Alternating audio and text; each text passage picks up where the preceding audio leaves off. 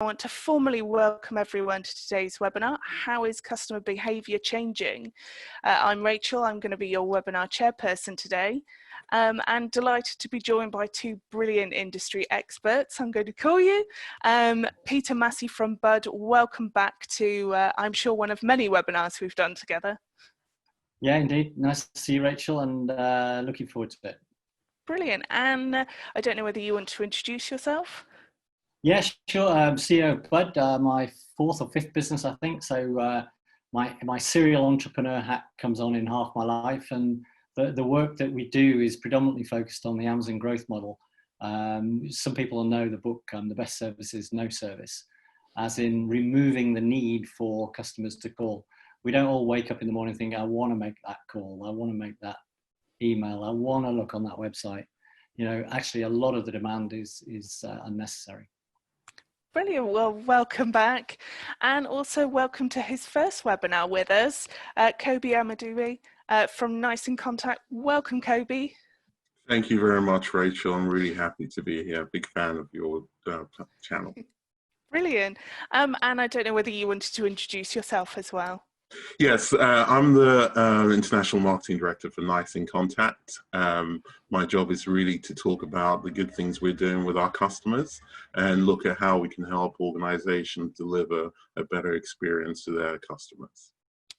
Brilliant. Well, looking forward to hearing from both of you. Just a reminder to the audience that we are taking a recording of today's webinar, and that will be available later on this afternoon on callcenterhelper.com/recorded-webinars. So to join in the discussion this week, just a reminder, we are running our chat room alongside. I think we've got 20 people so far, so keep logging in. So it's callcenterhelper.com/chat, or just use cch.chat. It's a short term that we've got. A reminder that it is in a separate window, but hopefully you can put them alongside each other or run the chat room on your mobile. So a few added bonuses of being in the chat room is that you can download a copy of both our speaker slides. Lots of information in them, so I definitely recommend downloading them. That's a link up here. And also a reminder that we will be doing our new quiz in between the two presentations, and so you can access the buttons down here at the bottom to be able to join in. So we are also running our prize for the best tip. So you can win a bottle of champagne, a box of chocolates, or an Amazon gift card for the best tip. So you just need to write #question to ask our panel a question, or write #tip for giving us a tip. So before I hand over to Peter, I just want to put up a poll. So let me share that with you now. So it's which statements do you agree with compared to 5 years ago? So actually, no, it's compared to 5 years ago. Our customers seek simplicity more. Our customers care more about ethics and sustainability. Do your customers are more informed about their choices? Our customers are less trusting of advisors, or our customers have changed how they want to interact? So Peter, what are your thoughts? What do you think is going to come out with this? Well, it's difficult not to agree with all of the above. If I were to disagree with one of them, perhaps it would be customers being less trusting of advisors, in that I think, particularly during the COVID times, people have been somewhat more patient in terms of what they expect from their suppliers, and they've been more patient with the people on the end of the phone. So maybe there's a tweak on that, but all of the others I think are changing, and certainly I'm sure Kobe will talk about the how customers want to interact. That's one of your subjects, isn't it, Kobe? Yeah, absolutely. I think we are seeing some shifts, and your results are in.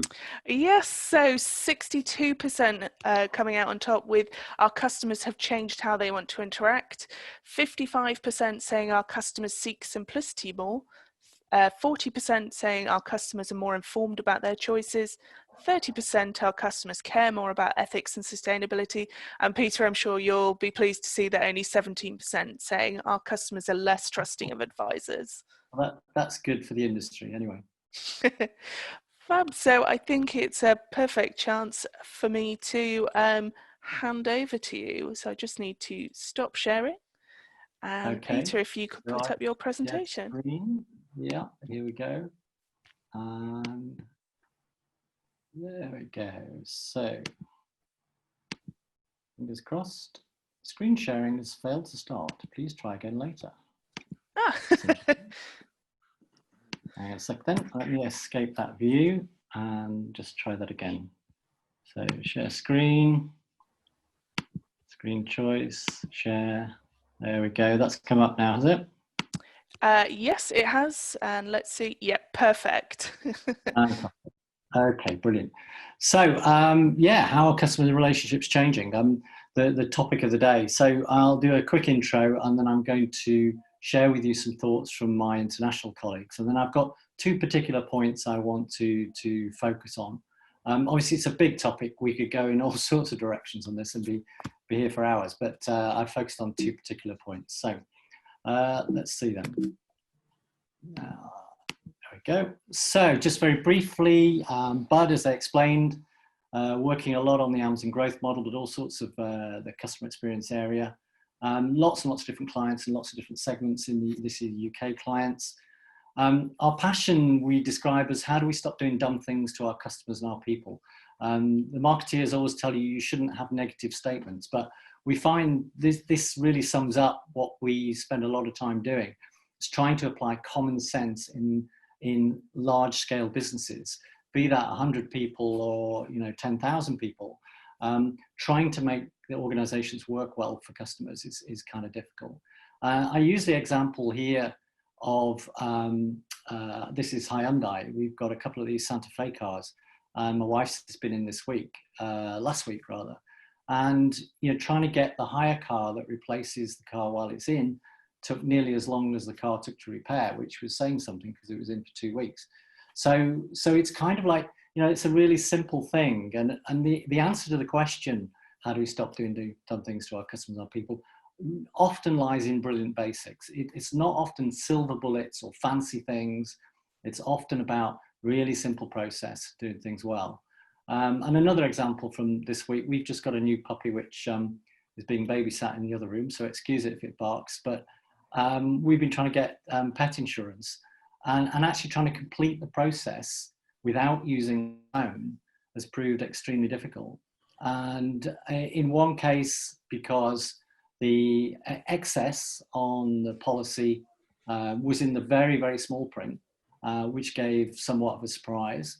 And the other one, because my wife being a vet, there's a discount to be applied and you can't apply the discount on the screen.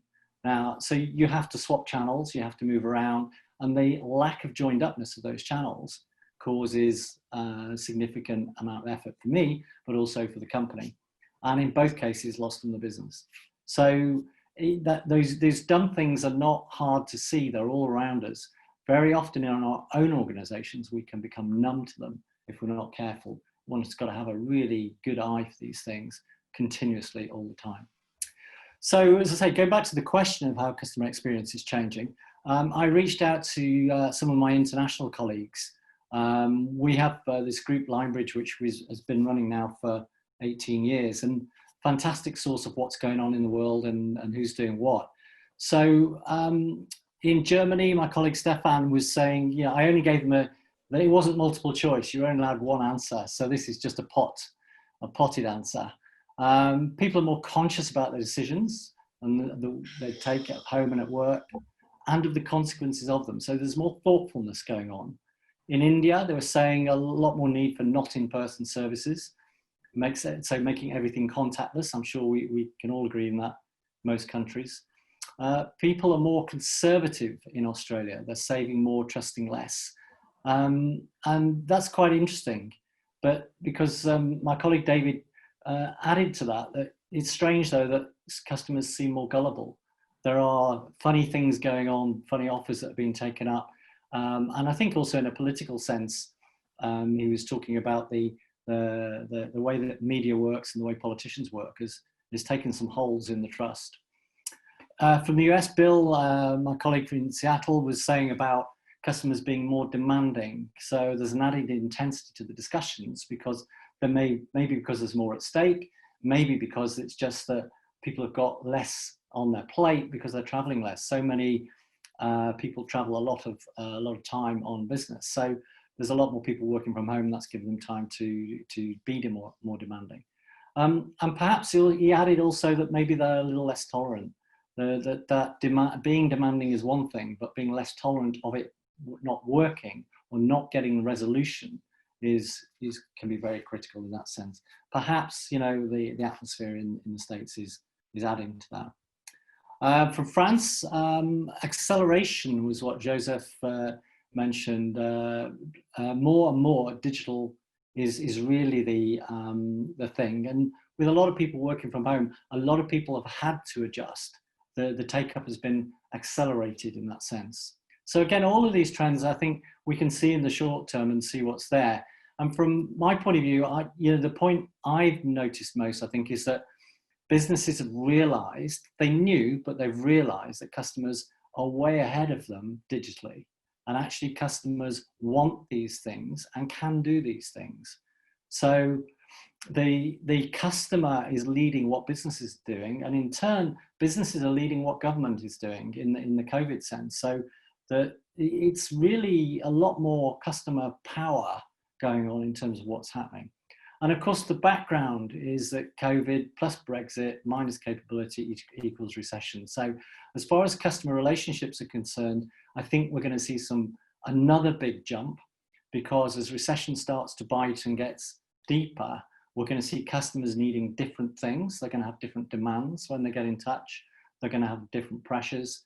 And we're going to have to move from a COVID-only pressure to something more significant. And I put the minus capability because, you know, not speaking about any one party or another, the capability in the UK relative to some other countries to handle these situations has been missing. And so I think customers are feeling that pressure, whether it's socially or whether it's through financial pressures that they've got. So I think we've got some gearing up to do to be ready for what customers want. But I suppose underlying this, there's a lot of similarities for different countries. But I did, you know, having thought about these answers, I was thinking, well, these are the symptoms, what's underpinning them. So I wanted to just pick out two things from that point of view. So one was how slowly human behavior actually changes. So although we've had this COVID shock and lockdown shock and all sorts of stresses and strains, human behavior, I think, is quite elastic in that sense. It takes a long time to change.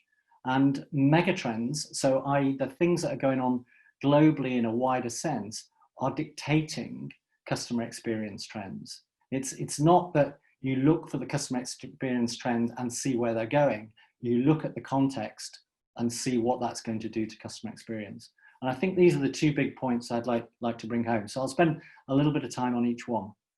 Okay, so first off on the customer changes, customer behavior changing slowly. Lockdown obviously gave us a shock, but it's interesting now to contemplate what has happened and what we remember of that shock back in March, or depending on where you are in the world, February, March, April. Because I wrote a blog at the time saying, you know, just advising about how teams can write down and do some end of day consultation with each other about what they're experiencing, what's working, particularly what's working, because things were happening very quickly, decisions were made different ways, technologies were being implemented in time periods people couldn't imagine. Things that had been in the queue for IT to fix, you know, for a year were getting done in days. So there was a lot of positive, and also there was a lot of adjustment that was being done. And it's actually quite hard now when you ask people to find what those things were. I was on a call this morning with a colleague in Australia, and he was talking about the review they're doing there of how COVID was handled. And he said the predominant answer in the investigation is, I can't remember. Now that could be politically motivated, but actually I think it's genuine. We do forget quite quickly what's there. But what we can't miss is that things have accelerated. So if you were in a weak position before, that accelerated, you got weaker. If you were in a strong position, that accelerated, you got stronger. And the decisions that were taken were really, really important. Now, the point about this is that our fundamental behaviors as customers towards our suppliers have not been knocked on the head or turned right or left. They've been accelerated in terms of the trends. I was on a webinar the other week with Zendesk, who printed some figures not that long ago, and they were showing that WhatsApp use in the UK went up 250%. You know, so it actually was on a trend and it accelerated. These things don't just appear out of the blue. Secondly, the point I'd like to make is that psychology over technology. There's one of the things we focus so much of our energy in business, thinking about the technologies, the platforms, et cetera. And the problem is as old as the hills in terms of, you know, how much training effort do we put in? What change and implementation resource do we put in? How much time do we spend preparing people and helping them through the transitions that technology brings? And so I'm a great believer in the need for thinking about the amount of psychology you put into your technology projects. So if you look at it and say it by budget or by time or by effort or whatever, how much thinking have you actually done about how this is going to land? How are you going to make that work, rather than just thinking it's going to work off the bat? And I'd caveat that with one thing, that quite a lot of cloud technologies can be adopted off the bat. There are a lot of things today that you can stick your credit card in, go wow, wow, and get the process running. There are plenty of things that will do that, but in large corporations, that's not that simple. So from the point of view of psychology, you know, this is a bit lighthearted, but keep calm and study psychology. I think the main point here are two things. One is demanding evidence and thinking critically. This skill of working with data, being analytical, using analytical tools, and being able to think critically and hit the right points is a skill that's in great demand. One of our clients recently did a skills audit and found they were averaging 1 out of 5 when their future requirements were going to require at least 4 out of 5 in that skill set. And so there's a lot of work people are doing to bring up these skills, not least because the analytical tools and the graphical tools that are available allow people to really, you know, again, amplify their abilities in that sense. And to, you know, for most people, it's quite an interesting subject. Radio 4's most popular program is Tim Harford's More or Less. So getting behind stats, getting behind numbers, it needn't be boring. It can be, let's face it, it can be really boring, but it needn't be. And I think the other point I want to bring out is that across the bottom there, behavioral science, I don't know. So there's a critical skill in using data, which is to say, I don't know. Now, behavioral science, fancy word, all the rest of it, really what it means is, you know, look at the evidence, look at the data.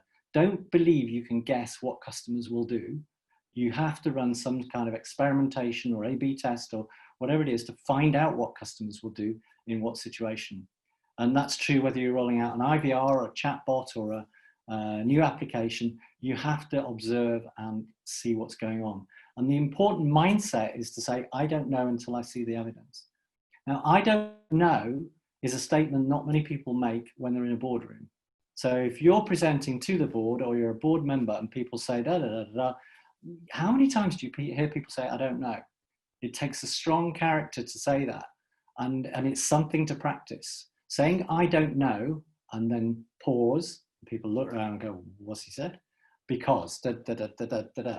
Okay, this is what the data tells me. This is what we conclude from that. This is what we ought to do to try and prove what we should do to make this decision. So this, you know, psychology sounds like a big word. You know, it's not that fancy. There are lots of books to study, and it's mainly about giving the human side of what's going on the focus, given the amount of technology that's around.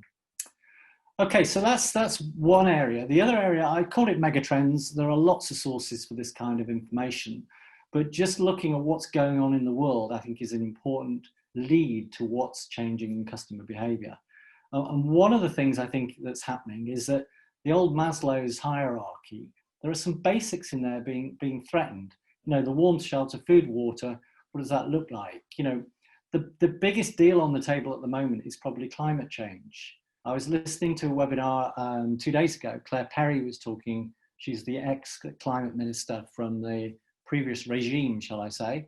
And she was talking about how we're following the science with COVID, yet all of the scientists agree about climate change and none of the politicians are following.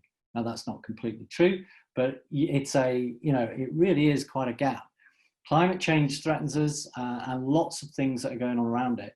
Shelter, migration, and population, and the issues that go on around homelessness and so forth, food, poverty, natural resources, food standards, water, drinking water or flooding, too much, too little, in that sort of way. Some of these are big global problems, which I think the next generation of managers are much more interested in than the current generation. And that's changing quite rapidly. The political environment for it and the will to do something about these things is going to change not only the customer's expectation, customers are interested in the supply chain where they weren't before. It also matters to the management because they're going to have to show what they're doing.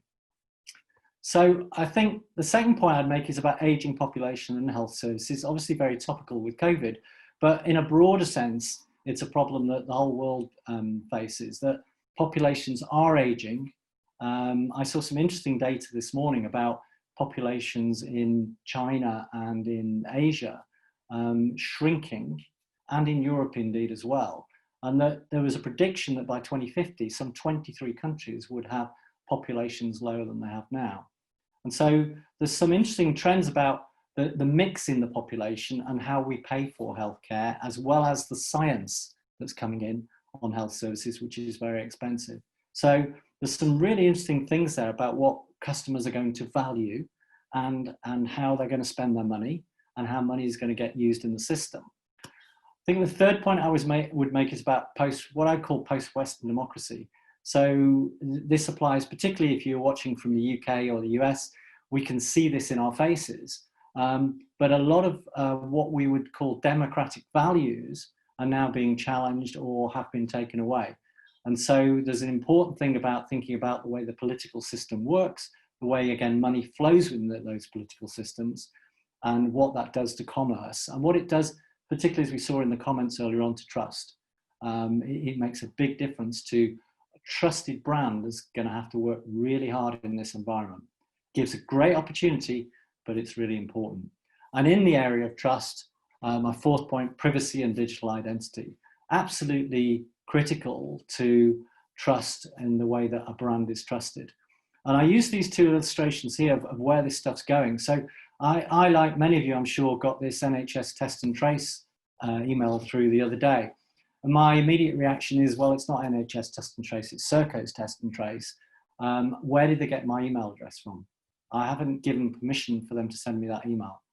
So maybe they've got some executive power to do it, maybe whatever, but I want to know where they got my email from. And at the same time on the left there was on September I think it was September the 9th, yeah, it's on the sheet, they published a new national data strategy. And in that national data strategy, they're talking about commercial use of public data around citizens. So there's some really interesting stuff going when you put this kind of post-Western democracy together with privacy and digital identity. We're going to have some really interesting stuff to watch there. And that's going to affect the way that people trust their suppliers, commercial suppliers, as well as their governmental ones. And finally, I just wanted to make a quick word around work, AI and robotics. So, the whole topic of AI and robotics and how it replaces work is an ever ongoing debate. None of us know the answer yet, but one of the things it's doing is probably changing the nature of work. I took this slide at the top right here from a little bit out of date, but again, my Australian colleague showed me the up-to-date one of these. It was in The Economist, I think, just looking at the changing patterns as we get less work of some kinds and much more work in the non-routine cognitive work. So the jobs that are going to be there are things that people are using their brains for, things that machines can't do. And if you've followed any of my tweets, you'll have seen, the essays that machines can write for themselves these days, getting pretty impressive. So it's going to be quite interesting to see, not necessarily the replacement of a doctor or an electrician, but the enhancement of the work that they do, the change in the nature of the work that they do, and all of these other kind of jobs as well. Maybe the lifeguard's okay, except the drone will probably come and rescue somebody first.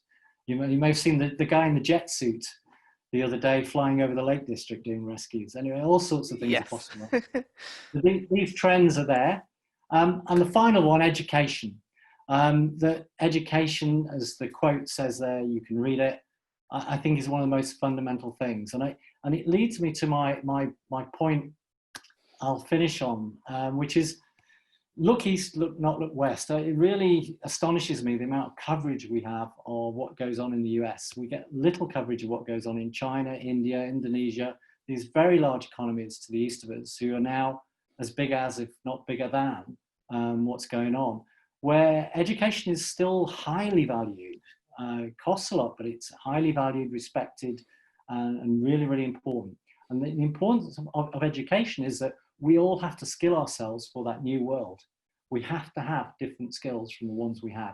We have to make money in a different way at an economic level, and at a personal level, we have to find satisfaction in a different way. So I think it's really, really important to look at how customer trends are changing, customer experience is changing relative to these trends, and prepare ourselves. Put time aside every day. If it's 10 minutes reading every day, if it's, you know, going on that course for the next year, if it's whatever, invest in yourself, make your business invest in you, because, you know, this is a time of change over the next decade for sure.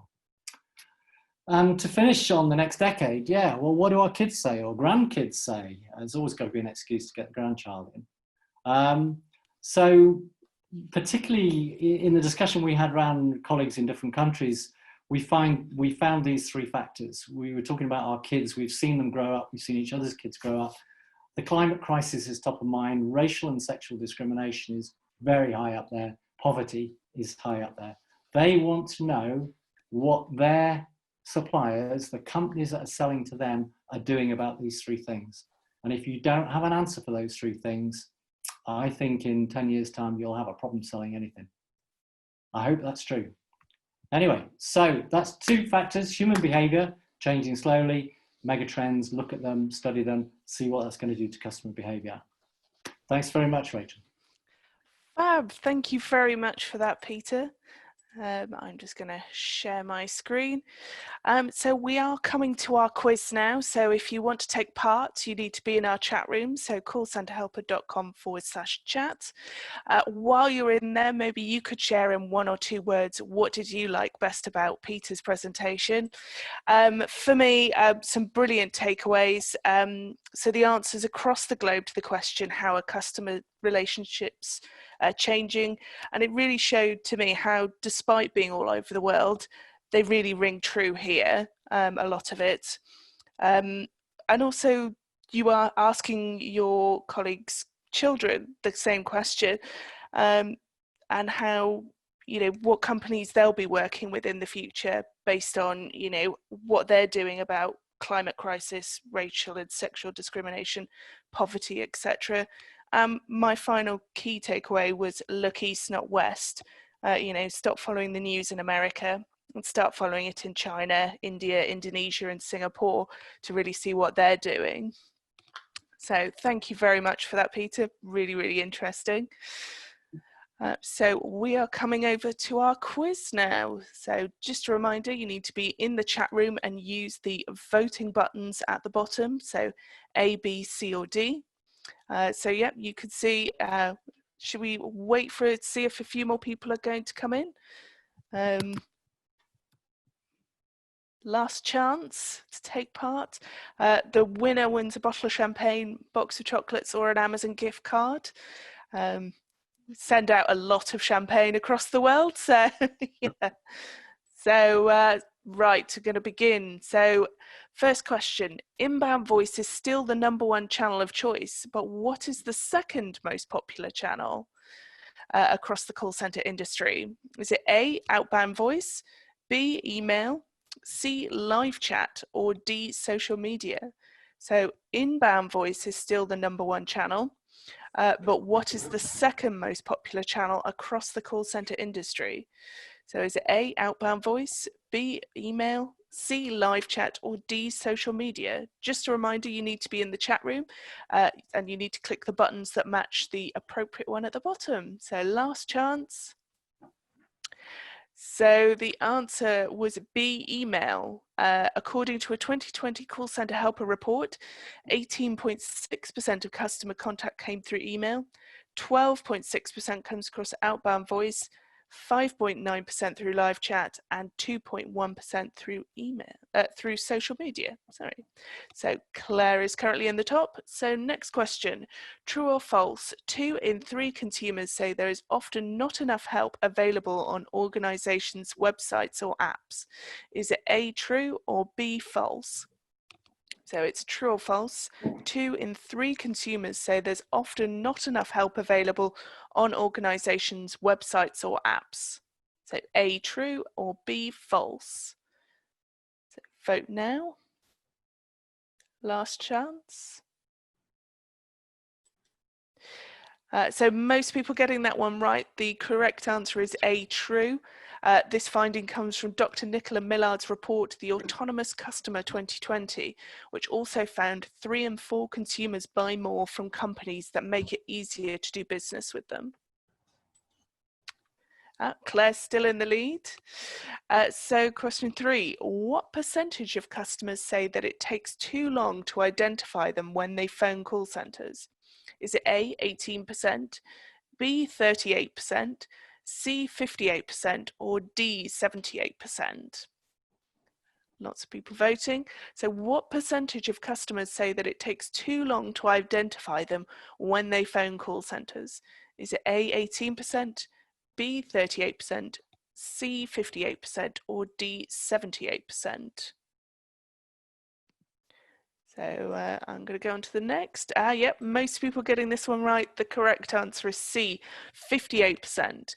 So this is according to a 2020 report by BT that also found that 81% of customers would like voice biometrics for identification and verification. So a bit of a change at the top. So last question, which famous entrepreneur once said, a lot of times people don't know what they want until you show it to them? Was it A, Richard Branson, B, Mark Zuckerberg, C, Elon Musk, or D, Steve Jobs?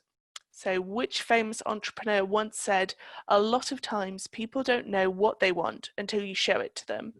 So A, Richard Branson, B, Mark Zuckerberg, C, Elon Musk, or D, Steve Jobs? So last chance. So yeah, most people getting that one right. The correct answer is D, Steve Jobs. Another famous quote from him was, it's not the customer's job to know what they want. So the winner is Stacey 14. So congratulations. We will be in touch after the webinar with your prize. So I'm going to flick back to our presentation and go through our top tips and questions. So we've been sent in a lot, so I'm going to whistle through some of these. So Alex said, even if your customers contacted you via one specific method, offer them the option to use an alternative, e.g. if you're e.g. if you're emailing, include an offer of a quick call to do sorry, I've got all sorts of things covering my screen. There we go. To avoid email tennis, if it's an inbound call, encourage use of self-service. All helps to reduce customer effort. Peter, what are your thoughts on that one? Yeah, definitely. The tech industry has been doing that for a long time. You know, don't email back. Basic is a basic. Yeah.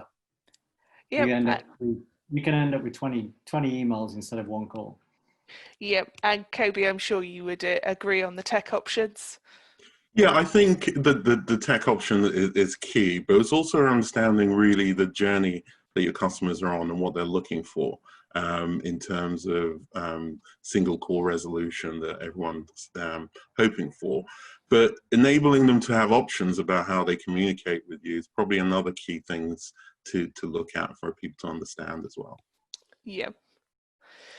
So Iona said, we create new scorecards, KPIs for agents based on customer promise, personal emotional connection score, and random acts of kindness, small gifts sent to our customers if we identified a moment of truth. So James sent in a tip saying, we changed how we monitor call quality by implementing a new monitoring assessment, looking at customer experience rather than procedure.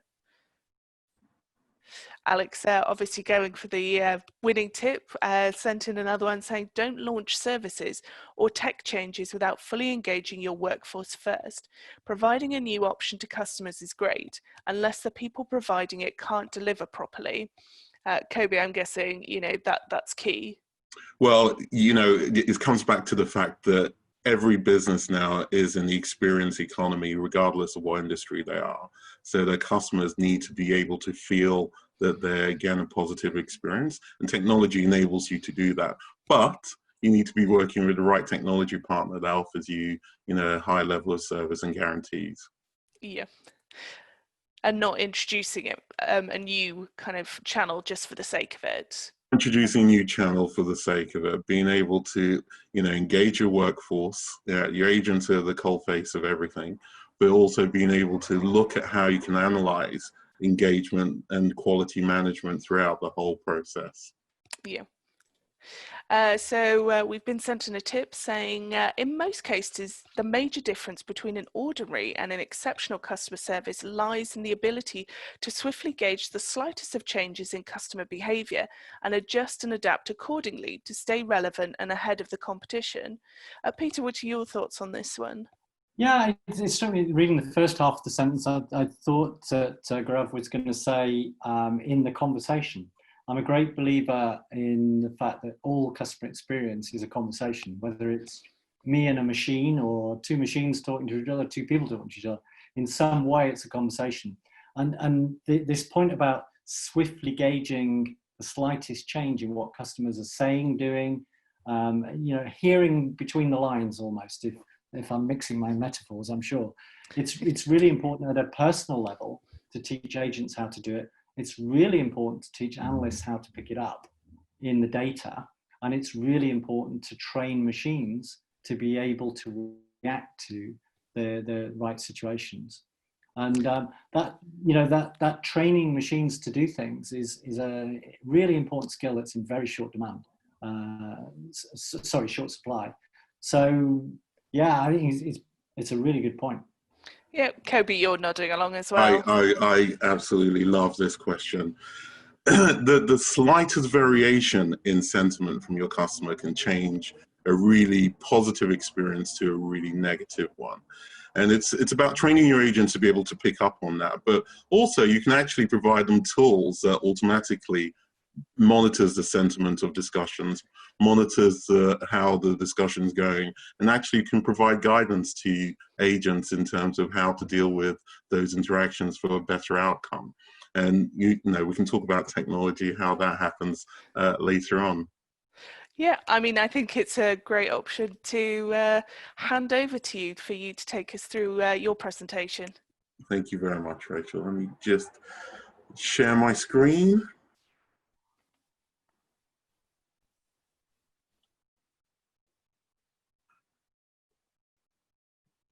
Here we go. Have we got... Perfect. Yes. So thank you everyone for joining, and this has been quite a really good discussion so far. Peter's presentation was excellent, set the scene about the geopolitical macro environment and what's happening that's influencing customer behavior. What I'd like to do in my presentation is just focus on a couple of key areas, building on what Peter said, but bringing it down to a little bit more of the micro level. So one of the things that we're seeing at the moment is a change in customer behavior across multiple channels. We're seeing an increase in mobile device usage. We're looking at customer expectations that are changing and adapting almost on a weekly, monthly basis. And the customer journey can vary from industry, can vary from organization, and can vary from interaction to interaction. So what influence does that have on your call center and your contact center and your agents and how you deal with that with your customers? And then we want to look at, what are the things that a contact center, a modern contact center must have, the things that you should aspire to, if not have already. Before we get into the weeds of it, Rach, I'd like to do a quick poll with the audience and just kind of get an indication about how, you know, the global pandemic has changed your perspective around digital adoption in the last 6 months. There are 5 options, and would like you to choose one of those to tell us where you are in your thinking or your business around the move to digital. Yeah, so the question is, how has the global pandemic changed your perspective on digital adoption? You know, we're continuing with voice only, we're continuing with voice in our existing channels, we're starting digital adoption, we're adopting digital at the same pace, so pre-lockdown, or we're accelerating our digital adoption. So Kobe, what are you hoping to see?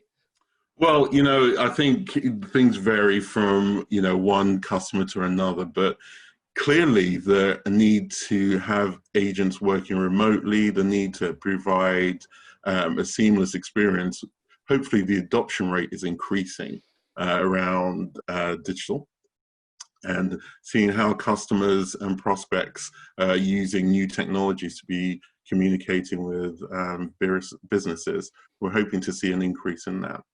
Yeah, so 46% of people saying we're accelerating our digital adoption, 25% saying we're adopting digital at the same pace, 17% saying we're continuing with voice in our existing channels, 10% saying we're starting digital adoption, and only 2% saying we're continuing with voice only.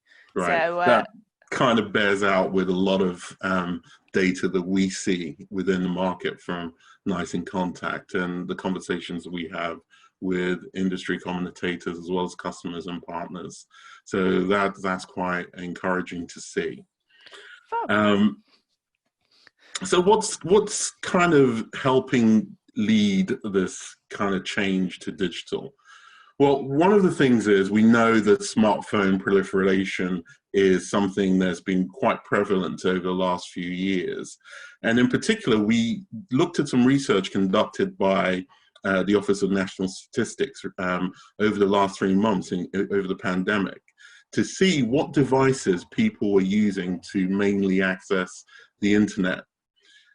And as you can see, mobile phones or smartphones have been the #1 device to access the internet over the last 3 months. And that's across all demographics.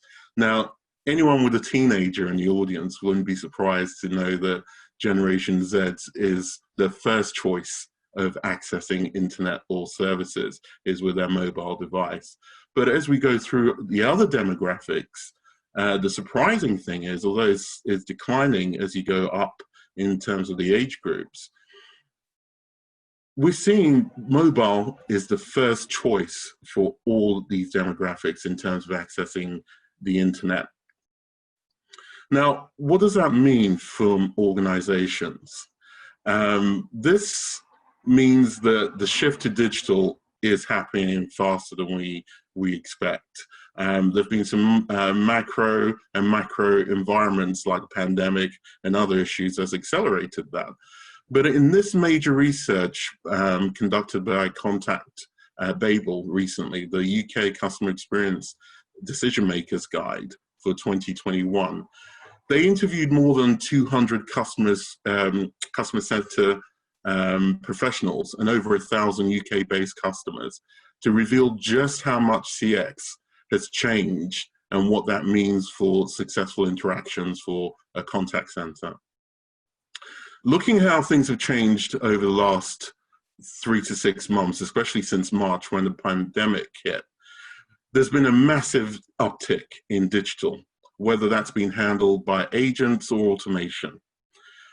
Very few organizations reported a drop in digital whatsoever. In fact, the report goes on to show that some organizations, the call volume was so overwhelming that they had to switch off their phones and move to more email, social channels to communicate more effectively because they couldn't handle those volumes. Moreover, we're seeing contact centers, seeing customers now moving more across different channels and trying new things. the times when, you had your bot or your IVR system that might have been intimidating for a customer are changing. People are becoming more adaptable. People are looking at their preferences in terms of their communication strategy with your organization in different ways. They're looking for ways that they can adapt working from home, being able to communicate through multiple channels, and not being on hold for 45 minutes to get through to their internet service provider because their internet's gone down. But it's about providing the ability to answer those quick queries quickly and answer customer interactions and questions quickly across multiple channels. Supported in this is some research that we conducted ourselves from NICE inContact, and there are three key outcomes what consumers are demanding today. Over 94% of those we surveyed say they expected the organization, the contact center, to direct them to the method of contacting them that resolves the issue in the quickest way. For example, the example I just gave about contacting my ISV, if I'd known that they're experiencing super high call volumes, but they have lower wait times with their online chat channels, that could resolve my issue much more quickly, or a self-service option, that would have been great to know. 87% of those we surveyed as well said they were looking for more options to be able to communicate with the brands that they deal with. So not just phone, not just online chat, not just email, but through multiple channels, social media. And 91% of them said they wanted to engage around true omni-channel. Now, consumers don't understand what true omni-channel is. To them, it's about seamlessly being able to interact with their organization or the brand that they're communicating with asynchronously across multiple channels. So whether you start your conversation off through an online messaging system to picking up a voice call, the agent at the other end knows your issues, knows where you are with the solution, and you can pick up those conversations at the point you left off. And we're seeing more and more of that across the industry. And as we deal with more and more customers in our field, we're looking at that as one of the big areas of demand and big areas of growth. Customers now have anytime, anywhere access to digital and voice services. We refer back to the mobile device usage chart earlier on. You've got a powerhouse, essentially a multifunctional computer in your hands that allows you to communicate in multiple different ways, whether that's through messaging, whether that's on social, or whether that's through voice. Typically, we're seeing more and more interactions become more and more complex interactions. And by the time those interactions hit the agent, the customer has probably gone onto your website, engage with a chatbot looking at what offers and options they have before they've engaged an agent, maybe through a live chat. That call may have been escalated to a voice call. And ultimately, the agent may follow up with something in writing, confirmation of actions and agreements from their interaction with the customer or prospect. Then typically we see those customers go to a social platform of some sort and talk about their interaction they've had with that business, whether that's been positive or negative. The key takeaway from this is customers expect contact centers to be more flexible, to allow them different ways of communicating. They want to combine self-service with agent-assisted channels. They want to look at improving multiple channels across one session. So it's not just about voice and single call resolution anymore, but a single contact resolution. They want to be able to pause those discussions. There have been occasions where I know from my own personal experience when I've been engaged with an agent on a live chat, for example, and I'm distracted either by the phone ringing, the children wanting something, or another thing happening. I want to be able to pick up where I've left off and being able to have the same level of interaction, but without having to explain the situation over and over again. So what are the key must-haves for contact centers now? What we're seeing, and it's not just because we provide this, but what we're seeing is the demand for unified communications across multiple channels is key. Whether you integrate existing solutions under one platform or have an opportunity to be able to deliver point solutions that integrate together and work really well, is the challenge for a lot of organizations right now. There are not very many platforms that provide one single user interface that allows you to do everything from reporting, analytics, workforce engagement, administration, and looking at sophisticated omni-channel routing. You want to be empowering your agents with omni-channel. Let your customers decide how they want to communicate with you, but provide your agents with the ability to be able to communicate with their customers and prospects across whatever channel they want to share with you and communicate with you. You should be able to handle multiple interactions. So typically a voice interaction, an agent may be able to handle 2 or 3 calls, but how do you leverage that to be able to manage 8 to 10 interactions simultaneously across different channels through a single user interface, and empower your agent with data, with customer information, all at the point of contact, to be able to optimize that journey and make sure that they're having a positive interaction with your audience, as well as being able to have a positive experience themselves and feel empowered to be able to engage with your customers in the best way possible to meet their queries. Every business needs to be able to be flexible and scalable right now. And scalability doesn't mean you exponentially grow overnight. It means, sometimes, especially in the current environment, how do you adapt your channels to be less than, you may have needed 6 months ago? How do you make sure that as things improve, you're able to grow and add a level of flexibility to your platforms and be able to deliver the same level of quality of services with your agents working from anywhere? As I stated before, we work in an experience economy. So whether you're a 10 agent call center to 1,000 agent call center, contact center, you're able to provide the same level of customer service and engagement as you would across multiple channels within your business. So here's a salesy bit. We at Nice in Contact provide our platform. It's called CX1. Now, CX1 is designed to really offer you a better experience in your contact center. It's a software platform that provides exceptional agent and customer experience. We offer everything from omni-channel routing, whether that's your ACD, IVR, or across all your digital channels, to customer and analytics, looking at how you turn customer journey insights, agent performance, and so on into actionable results that you can able to leverage within your business. We provide complicated, detailed, and optimized workforce engagement tools that integrates with the rest of the platform, that allows you to monitor everything from quality management, workforce optimization, and all those capabilities interlock under one platform, and it's underlined by AI and automation to be able to give you the insights that you need to be able to adapt to the changing environment and your changing customer needs.